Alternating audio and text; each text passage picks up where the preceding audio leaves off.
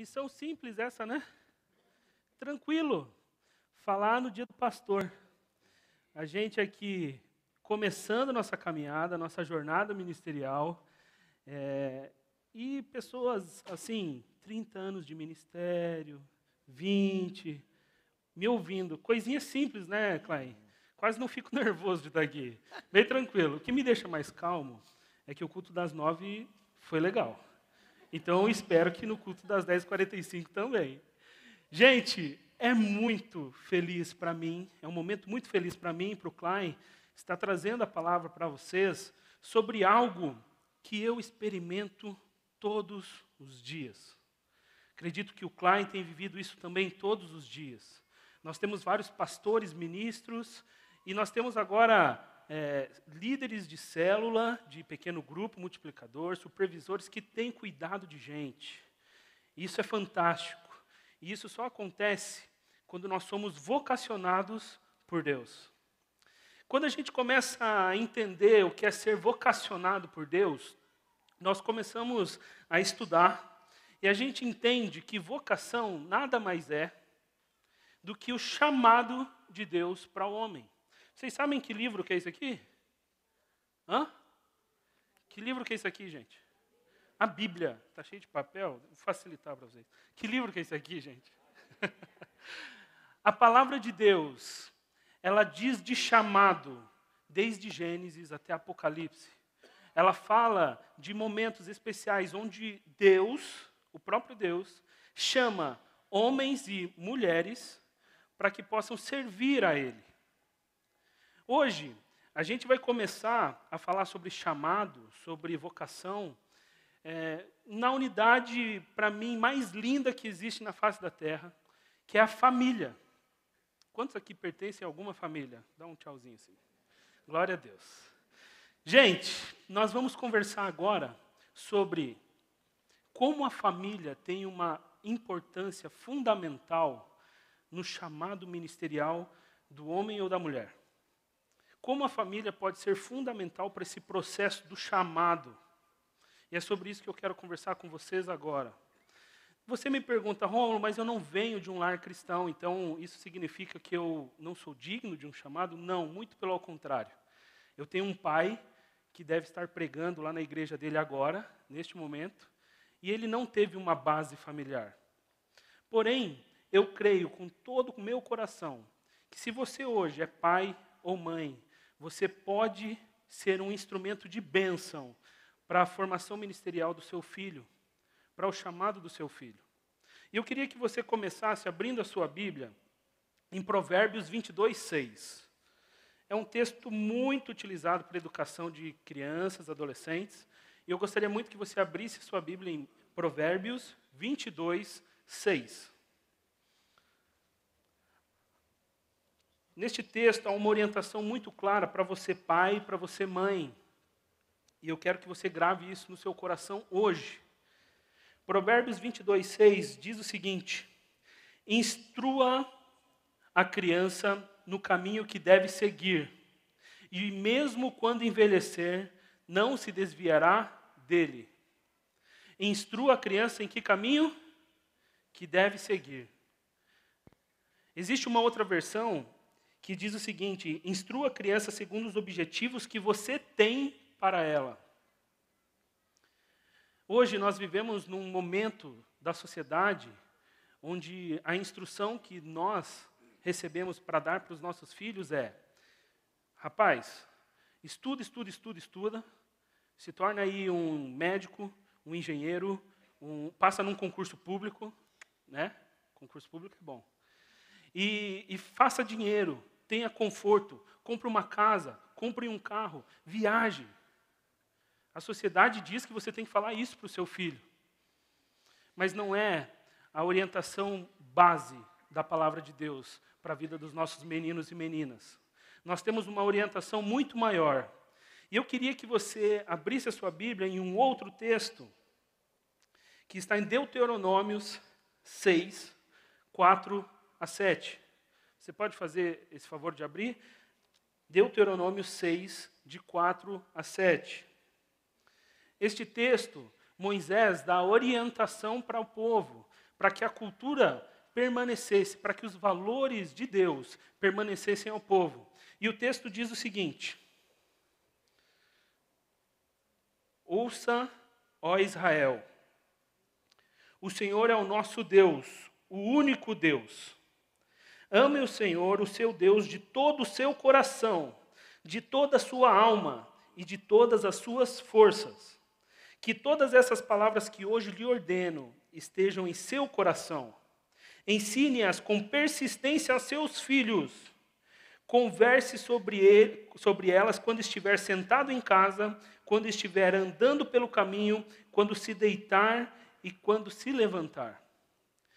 Este texto em específico, se você for estudar a cultura judaica, eles chamam de o Shema de Moisés. Shema nada mais é do que uma verdade que eles querem que as crianças enraizem dentro do coração. Uma verdade que você quer que seu filho nunca esqueça. Eu sei que tem corintiano aqui. Talvez o Shema que você hoje está tentando para o seu filho seja corintiano, seja corintiano, seja corintiano. Misericórdia, está repreendido em nome de Jesus. Mas eu quero que você escute algo que eu li, e eu quero trazer isso para vocês. Uma frase de um judeu, hoje. E olhe só como o Shema, a palavra rema, uma verdade, ainda hoje para eles, é muito profunda. Ele diz o seguinte: antes que nossos bebês comecem a balbuciar suas primeiras palavras, logo ao nascer, já introduzimos valores judaicos fundamentais em suas vidas. Logo ao acordar, recitamos o Shema. Ao estarem quase dormindo, ainda despertos, bem alimentados, banhados e confortavelmente embrulhados em seus pijaminhas, quase a ponto de serem depositados em seu berço, cobrimos seus olhos e recitamos o Shema. Esse Shema os acompanharão para sempre. O grande Shema de Israel está no início desse texto que a gente leu agora em Deuteronômios. O Senhor é o nosso Deus, o nosso único Senhor. Essa é a verdade que o povo judeu trabalha para que seus filhos aprendam. E a minha pergunta para você hoje, pai e mãe, qual é a verdade que você tem depositado no coração do seu filho? Antes dele dormir, o que você diz para ele? Quando ele acorda, o que você diz para ele? Essa base, ela é fundamental para que a gente construa um chamado. Eu já convivi com pais, na época que eu estava na juventude com o pastor André, que quando eu falava, rapaz, o teu filho tem chamado para ser missionário, o pai dava até um pulo. Misericórdia! Porque já olhava assim, ó, meu filho na África, guerra, pobreza. Hoje a minha pergunta é, se Deus chamar o seu filho, qual será a sua reação? Como você conviverá com um filho que tem um chamado para o ministério? Porque esse chamado talvez não seja aquilo que você sonhou para ele. Quando a gente finaliza olhando o povo judeu, a gente olha que eles educavam os seus filhos até os 6 anos de idade de maneira muito intensa em casa, depositando esse amor e esse conhecimento sobre Deus. Tudo feito pela família. Não tinha pré-escola naquela época, sabia, gente? Não tinha pré-escola. E era o pai, transmissão oral, falando Deus, Deus, Deus, Deus, e essa criança crescia nesse mundo, e daqui a pouco ela falava assim, eu vou estudar mais. E ela ia para as sinagogas, e quando ela se tornava um aluno top, ele se tornava um talmidim. E esse talmidim, eles eram os melhores alunos, mas eles viviam debaixo de uma carga muito pesada de estudo. E eu te pergunto, como será que ele não desanimava? Quais eram as bases que foi construído dentro daquele ser humano, na qual fazia com que ele não desanimasse do chamado de Deus para ele? Mas e aí, Klein? Como que funcionava o restante dos talmidins? Como que funcionava? Eu penso que era algo muito pesado, como você falou, uma carga muito grande. Você já conseguiu imaginar uma criança, um adolescente, tendo que decorar o Antigo Testamento inteiro? e aos 14 anos ela começar a falar de teologia, tradição oral, falando aquilo, aprendendo aquilo que os mestres estão dizendo, é algo muito pesado. E me chama a atenção que essas crianças carregavam, esses meninos de Israel, algo que deveria pesar muito seus ombros. Eles estavam ali aprendendo e dedicando a sua vida a aprender e discutir em como colocar em prática a lei e a palavra de Deus, a lei de Moisés. Naquela época, cada rabino tinha a sua própria forma de interpretar o Velho Testamento, a Torá. Era ali um conjunto de regras, interpretações particulares, e essas interpretações, esse legado do mestre, do rabino, tinha um nome específico. Quando eles passavam com seus discípulos, as pessoas reconheciam eles. O nome desse legado, desse amontoado de pessoas ali aprendendo, Rômulo, era chamado de jugo do rabino. Você sabe o que é jugo? Tem algumas partes do Brasil que chama também de canga. Já ouviram falar nisso? Sabem o que é? A canga, o jugo, é aquela ferramenta que é colocado em cima do boi, acoplado ao boi, para que ele possa puxar aquela ferramenta agrícola para preparar a terra, ou também para puxar uma grande carga. Isso era chamado de o jugo do rabino. Quando você disse, Rômulo, sobre o peso, exatamente isso que eles estavam carregando, o peso de conseguir aprender tudo que o rabino ensinava, que o seu mestre. E na época de Jesus haviam dois desses rabinos, muito famosos. Um era Eliel e outro era o Shammai, e eles eram muito conceituados. E cada um tinha um jeito de interpretar. E esses meninos de Israel, eles estavam aprendendo a falar exatamente aquilo que o seu mestre estava dizendo. Quando eles passavam, pareciam que eram dois colégios. Quando você vê alguém com um uniforme específico, com uma cor, você fala, esse aqui estuda em tal lugar. Esse aqui estuda em outro lugar. Era assim que as pessoas viam. Eles eram parecidos, eles tinham um jeito específico. E é exatamente nesse contexto de discípulos, de mestres, que Jesus nos traz uma palavra lá em Mateus 11, 28, que você já deve ter escutado. Acompanhe comigo aqui no slide. Venham a mim, todos os que estão cansados e sobrecarregados, e eu lhes darei descanso. Tomem sobre vocês o meu jugo e aprendam de mim, pois sou manso e humilde de coração, e vocês encontrarão descanso para as suas almas, pois o meu jugo é e o meu fardo é leve. Jesus é diferente desses rabinos dessa época. Ele está querendo dizer assim, olha, eu também tenho um jugo. Eu também tenho uma forma de interpretar a Torá. Eu também tenho uma forma de dizer qual que é a vontade de Deus. Eu também tenho uma interpretação. Eu quero lhe ensinar como Deus deseja que vocês vivam. Os rabinos da época colocavam sobre os ombros desses meninos de Israel um jugo pesado. E quando Jesus está falando para esses meninos, nesse contexto, ele está falando assim, meninos, vocês devem estar carregando esse jugo tem essa carga, esse legado, mas o jugo de Jesus é um jugo duplo.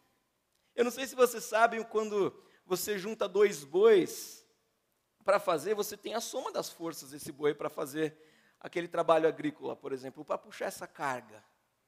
Mas você precisa ter bois de diferentes personalidades. Se você pega um boi que tem uma característica de liderança, de ir para cima, mais agressivo, quando você coloca dois com a mesma personalidade, aquela tarefa não sai certa, porque um vai puxando para um lado, um puxando para o outro.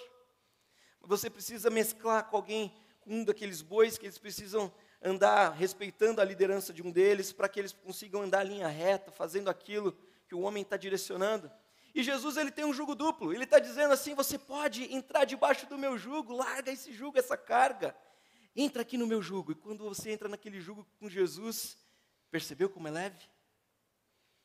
E Jesus disse também que ele é manso. Isso significa que muitas vezes, esses meninos ou nós temos muita ansiedade de fazer as coisas. E Jesus está falando assim, peraí, jovem, é no meu tempo. Vem andar, eu sou manso, vem comigo. é assim, é o meu jeito de andar. Ou quando você está muito devagar, Jesus está falando, vem um pouquinho mais rápido, vem aqui aprender do meu tempo. O jugo é algo que nós podemos trocar, e Jesus está oferecendo isso. Essas exigências que esses meninos sofriam, exigências absurdas, Jesus está falando, o meu fardo é leve, o meu jugo é suave. E Ele faz um convite, vem fazer parte da minha turma de discípulos. Só que Jesus estende esse convite a todos, e não somente a esses meninos extraordinários, Romulo. Jesus estende a todos. Voltando ao texto, ele diz assim, venham a mim, o quê? Mateus 11, 28. Venham a mim todos. Jesus não está chamando somente aqueles extraordinários. Jesus conhecia o jeito, o povo conhecia o jeito de ser chamado. Eles precisavam ser desde pequenos extraordinários, para que eles pudessem entrar numa escola de aprendizes. Agora Jesus fala assim, vem ser meu aprendiz, vem ser meu discípulo, só que Ele está chamando a todos. Jesus é diferente. E nós percebemos que, fora desse modelo judaico que já existia, Jesus, Ele já havia chamado os seus primeiros discípulos, e eles não eram extraordinários, eram pessoas comuns. Jesus estendeu esse convite a pessoas comuns. Lá em Mateus 4,19, diz assim lá no slide também, e disse Jesus, sigam-me e eu os farei. Sigam-me e eu os farei o quê? Pescadores de homens. Você sabe o que é isso? Jesus está falando, venham me seguir. Quando aquelas pessoas olham um ambiente religioso, um ambiente onde Jesus é adorado aqui, vem conhecer como que nós adoramos a Jesus. Mas lendo com atenção esse texto, percebendo essa relação de Jesus com os discípulos, eu percebo que pescar homens significa buscar dentro de cada ser humano a sua verdadeira identidade. É alcançar dentro de cada ser humano o seu verdadeiro eu. Mas esse verdadeiro eu, ele está abafado. Ele está abafado por diversas coisas que não permitem que essas pessoas se expressem e conheçam quem Deus, como que Deus as vê, como que Deus as criou. E elas estão abafadas, essa verdadeira identidade está abafada por egos absolutos. Você consegue imaginar o que são egos absolutos? Um ego é esse eu forte dentro de nós, absolutos no sentido de que pensam somente em si, ignora todo o resto, todos e os demais que estão ao redor, inclusive e principalmente a Deus. Os egos absolutos podem ter vários nomes, queridos. Talvez um ego absoluto possa ser a sua tradição religiosa, de você falar assim, eu sou tal dessa religião, eu sou assim e não mudo, nunca mudarei. Talvez isso impeça que você conheça a sua verdadeira identidade. Talvez por imposições familiares. Você está vivendo um sonho de alguém que sonhou para você e não é o seu sonho, nem muito menos o sonho que Deus quis que você tivesse. Imposições rígidas. Ou talvez você fale assim, eu não consigo me encontrar com Deus porque eu vou ter que consertar o meu casamento. Eu vou ter que acertar muita coisa que eu não quero. Quem ela é. E o chamado de Jesus é isso, Rômulo. É quando nós pegamos uma vara de pesca. É essa sagrada tarefa de pegar um a um, queridos. De encontrar uma pessoa e falar assim, estou puxando a sua verdadeira identidade. E esses egos, eles vão tentando segurar, mas você vai apresentando Cristo para elas. E elas vão percebendo quem elas são. Para pescar homens, nós precisamos da autoridade de Jesus. Jesus é a vida, Jesus é a luz, é a libertação. E Rômulo, nós precisamos muito encontrar quem somos, não é verdade? Uma das coisas mais lindas do chamado de Jesus é que Ele é completamente verdadeiro quando Ele nos chama. Não sei se vocês já caíram, eu já caí várias vezes, mas eu não sei quantos aqui já caíram naquele papinho de vendedor. Hã? Alguém aqui já caiu numa situação dessa? Eu recentemente fui comprar um carro lá com o meu pai e com a minha mãe, e o vendedor prometia tudo. Mas esse carro aqui, ele é confortável? É. E esse carro é econômico? É. Esse carro tem potência? Tem. É o melhor do mercado. É o melhor carro do mercado. É? Já caíram nessa? Deixa eu explicar uma coisa para vocês. O chamado de Jesus, ele não está embasado no papinho de vendedor. Glória a Deus por isso. Você pode abrir a sua Bíblia em Mateus 10, e eu vou te explicar como Jesus é 100% verdadeiro na chamada dele para nós. Se você puder abrir Mateus 10, a estrutura do texto, ela já nos mostra. Abre aí no capítulo, e a gente vai dar uma navegada no capítulo 10 de Mateus. Se você tiver com o esboço ali, você pode até anotar que ali no começo, Jesus já começa fazendo algo muito legal. Eu me sentiria muito bem. Jesus chega e fala assim: Klein, você agora é meu discípulo, você tem autoridade. Você consegue ver ali no primeiro versículo? Chamando seus 12 discípulos, deu-lhe autoridade. Autoridade. E daí, legal, ter autoridade no nome de Jesus é fantástico. Porque Jesus é muito poderoso e você recebe essa autoridade e você fala, ótimo. Isso é ter chamado, Rômulo? Lembra que eu falei que Jesus não tem papinho de vendedor?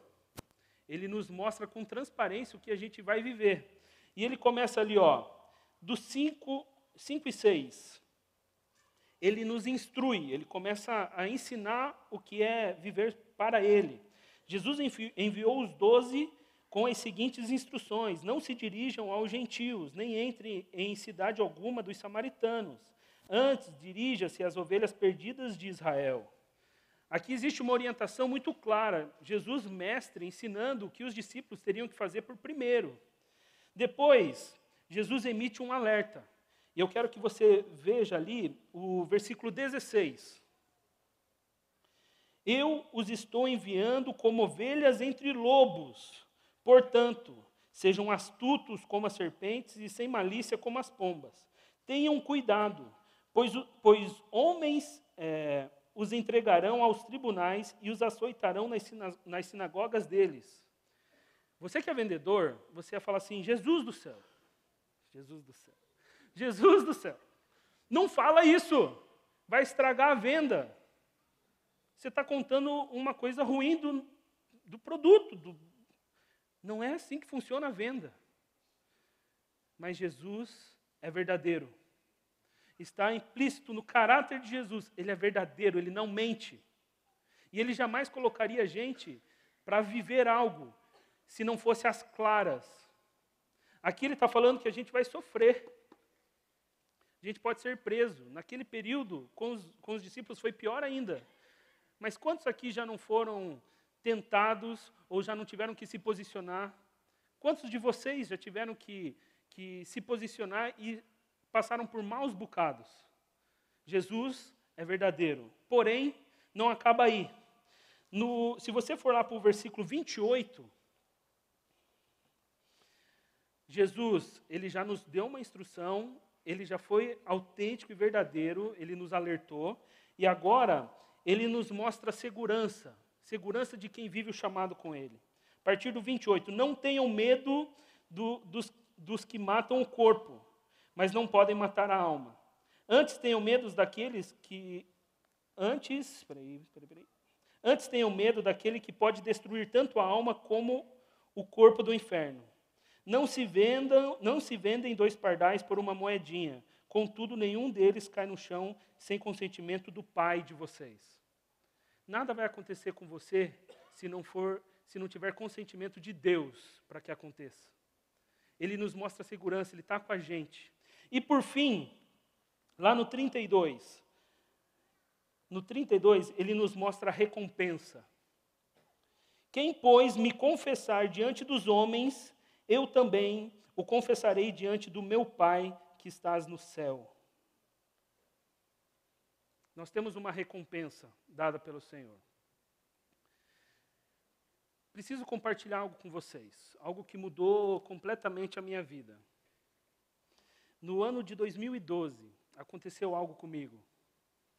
E eu louvo a Deus por esse texto de Mateus 10, porque Jesus me apresentou uma proposta.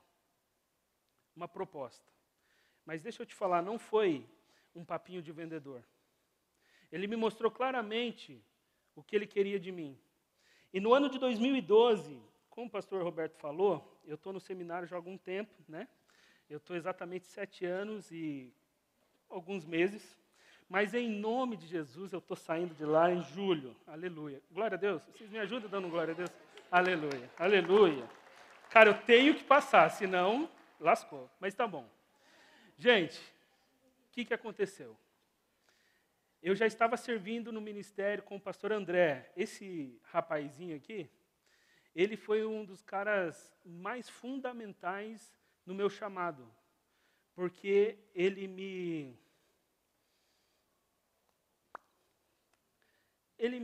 como fugiu a palavra, quando você faz a proposta, desafiou, pastor, obrigado. 30 anos de ministério, né? Tem que manjar. Então vamos lá, ele me desafiou.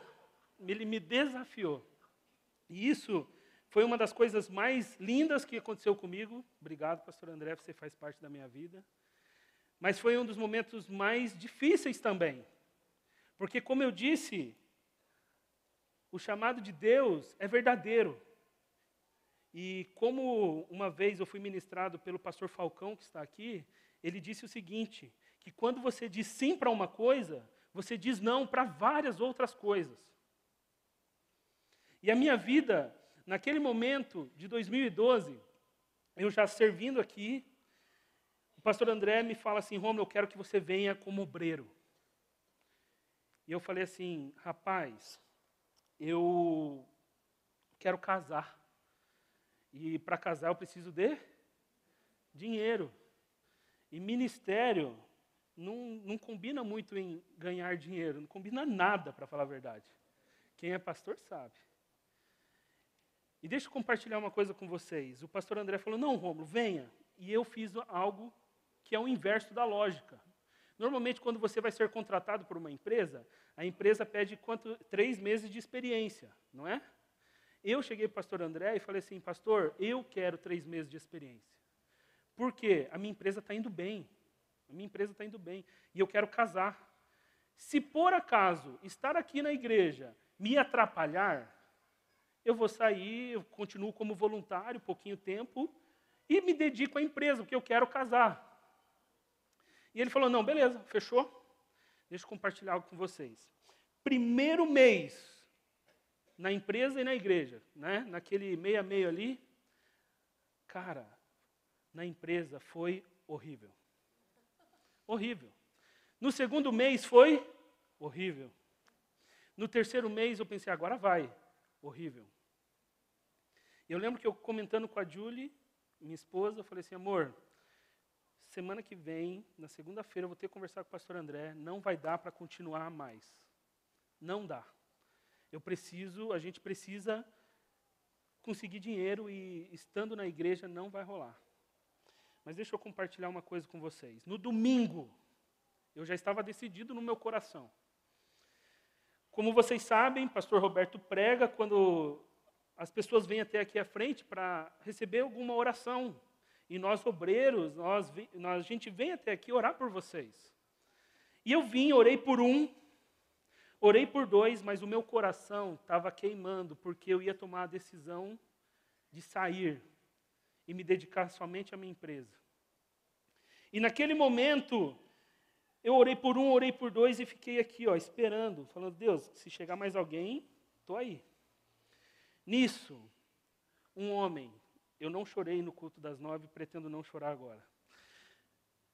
Um homem, pastor Avelino Ferreira, que alguns de vocês conheceram, um pastor fantástico, e eu não tive a oportunidade de compartilhar essa história com ele, infelizmente.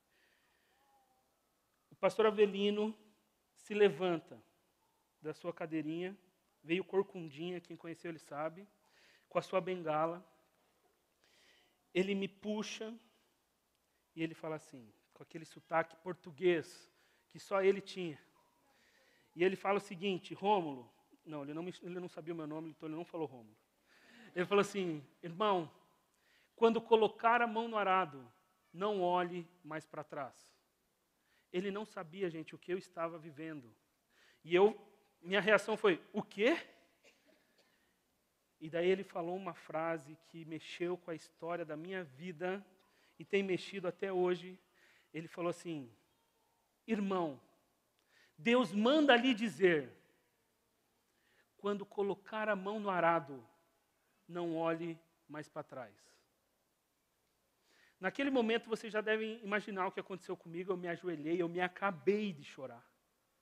Porque ali era o próprio Deus, usando a boca do pastor Avelino para falar, Rômulo, acorda, acorda, viva o seu chamado.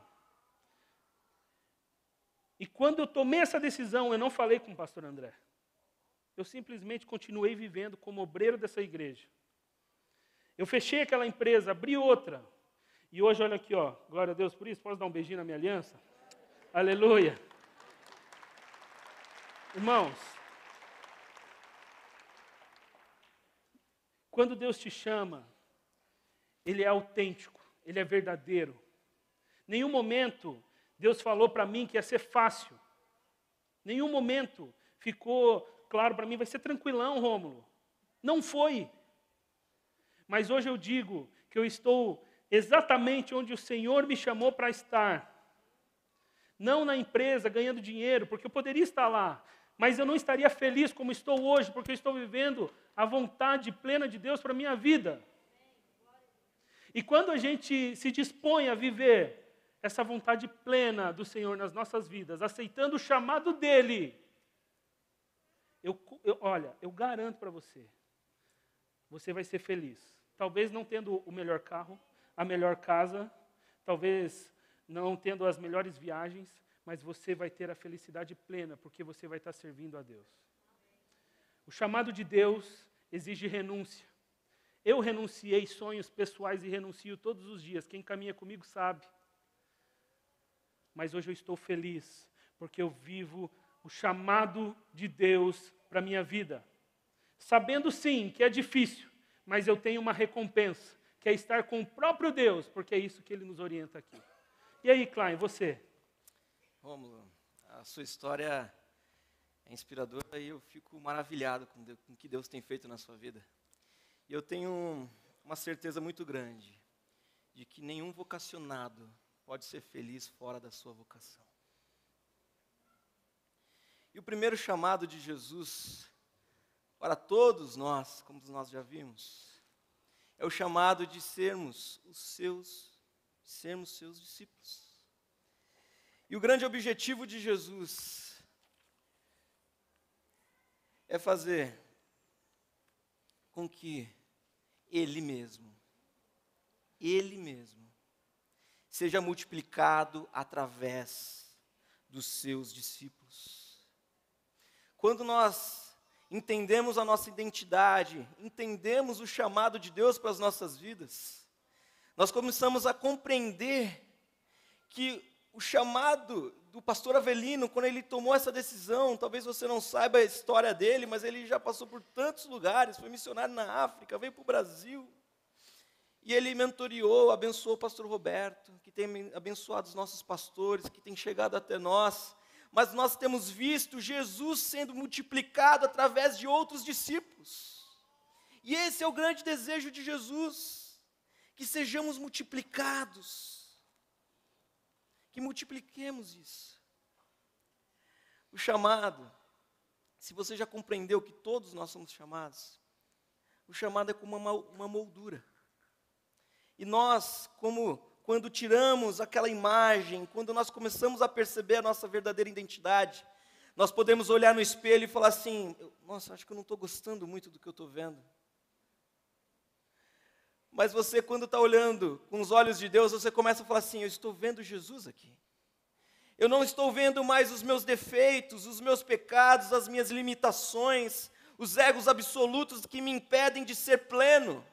Você começa a perceber Jesus quando você olha pelos olhos de Deus.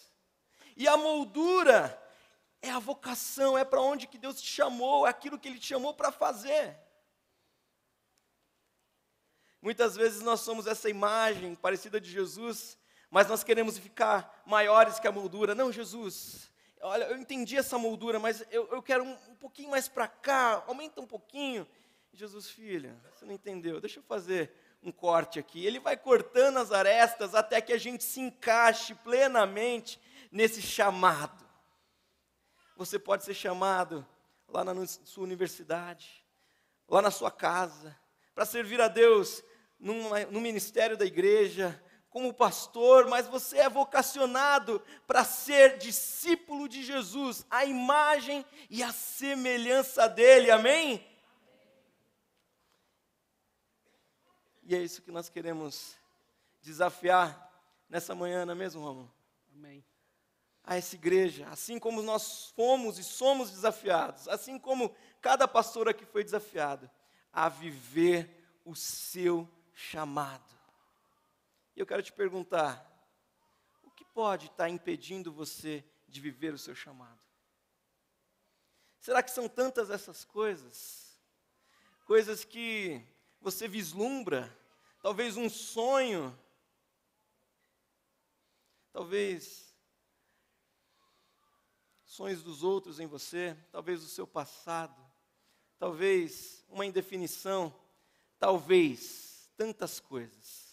Mas hoje nós temos uma certeza de que Jesus está chamando a cada um de nós para o chamado de que Ele tem para as nossas vidas. Aleluia!